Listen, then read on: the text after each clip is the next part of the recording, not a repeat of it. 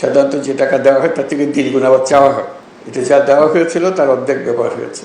এই অর্ধেক টাকাতেই 300 ঘর তৈরি হয়েছে। এটাও একটা আনন্দের খবর। সবার পক্ষ থেকে সেনাবাহিনীকে অশেষ ধন্যবাদ জানাচ্ছি। যে লোকমুখে যখন শুনতে আরম্ভ করলাম ব্যক্তিগতভাবে কীভাবে ক্ষতিগ্রস্ত হয়েছে, আপনারা যারা উপস্থিত আছেন পর্দার অন্যদিকে যাদেরকে আমরা দেখছি এখানে পড়াতে, তারা ভুক্তভোগী সবাই। অবস্থাপন্ন যারা এলাকায় ছিলেন তারাও ভুক্তভোগী, তাদেরও কোনো ছাড় দেয় নাই বন্যা। কিন্তু যারা বাড়িঘর হারিয়েছে তাদের কোনো জায়গা ছিল না কোথায় যায়। তো নানাভাবে প্রস্তাব আসছিল যে বাড়ির জন্য টাকা দিতে হবে। তো টাকা দেওয়ার ব্যাপারে আমি একটু শক্ত অবস্থান নিচ্ছিলাম। বলে যে এটা টাকা দিতে গেলে এই টাকার ভাগ বাটোয়ারা অনেক রকম হয়ে যাবে, আসলে যাদের প্রাপ্য তাদের হাতে সেই টাকা পৌঁছবে কিনা। তখন একটা প্রস্তাব আসছিল যে আশ্রয়ণ প্রকল্পের মাধ্যমে করা। আশ্রয়ণ প্রকল্প সম্বন্ধে আমার পরিষ্কার ধারণা ছিল না, নামটা জানা ছিল। তো ভাবলাম যে দেখি এটা কি করা যায়। পরে জানলাম যে এটা সেনাবাহিনী করবে, তাহলে একটু স্বস্তি পেলাম যে না, এটা অন্তত টাকাটা সঠিকভাবে ব্যবহার হবে। আজকে এটার সমাপ্তি উপলক্ষে যে চাবি বিতরণ, আপনাদের হাতে চাবি তুলে দেওয়া, এটা ভালো লাগছে যে টাকাটা সঠিক ব্যবহার হয়েছে এবং ঘরটাও সঠিকভাবে নির্মাণ হয়েছে। অনেকটা টাকা ব্যবহার হলেও গুণগত মান ঠিক হয় না। আজকে গুণগত মানের ব্যাপারেও আশ্বস্ত হলাম এবং টাকাটা যে ব্যবহার হয়েছে, আমরা যে টাকা দিয়েছিলাম তার অর্ধেক টাকাতে কাজটা করেছে। ওটা উল্টো খবর। সাধারণত যে টাকা দেওয়া হয় তার থেকে দ্বিগুণ আবার চাওয়া হয়। এটা যা দেওয়া হয়েছিল তার অর্ধেক ব্যবহার হয়েছে। এই অর্ধেক টাকাতেই 300 ঘর তৈরি হয়েছে। এটাও একটা আনন্দের খবর। আমরা সেনাবাহিনীর যারা এই কাজে নিয়োজিত ছিলেন, এটা স্বাভাবিক পরিস্থিতিতে গৃহ নির্মাণ ছিল না, অস্বাভাবিক পরিস্থিতিতে গৃহ নির্মাণ ছিল। এটা বিশেষ আলোচনার বিষয় যে এর মধ্যেও গুণগত মান ঠিক রাখা, জিনিসপত্র হাজির করা।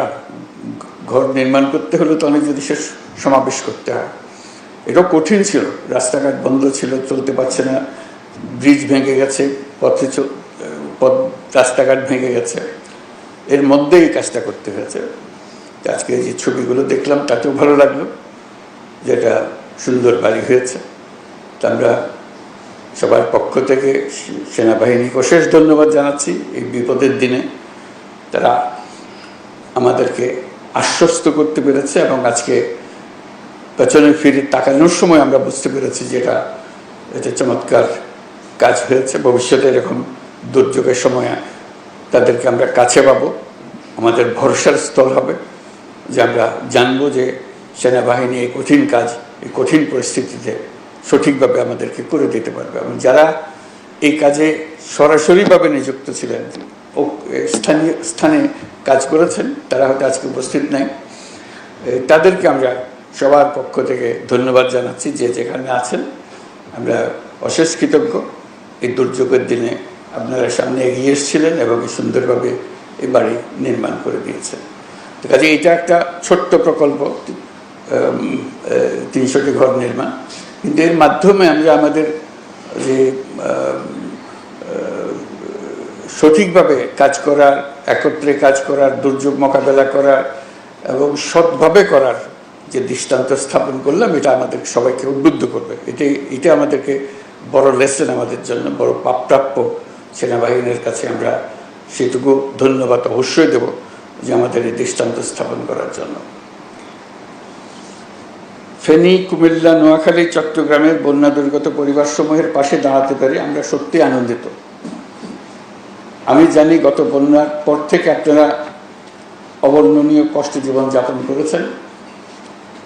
দেশের সরকার হিসেবে এই দুঃসময়ে আমাদের পাশে থাকা, আপনাদের পাশে থাকা আমাদের নৈতিক দায়িত্ব, মানবিক দায়িত্ব ছিল। সেজন্য গত বন্যার ভয়াবহ পরিস্থিতি সামলে ওঠার সাথে সাথেই সরকার আপনাদের জন্য বসতবাড়ি নির্মাণ করে দেওয়ার পরিকল্পনা গ্রহণ করে। এই পরিকল্পনা বাস্তবায়নের জন্য